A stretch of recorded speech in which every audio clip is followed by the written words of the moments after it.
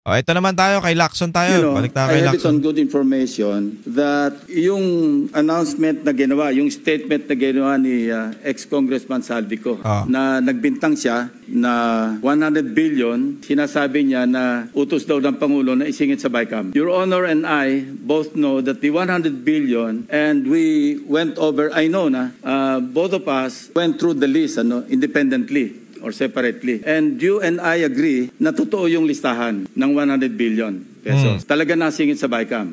Doon pa lang, yung insertion, kumbaga na fulfill o natuloy, medyo alanganin na tayo.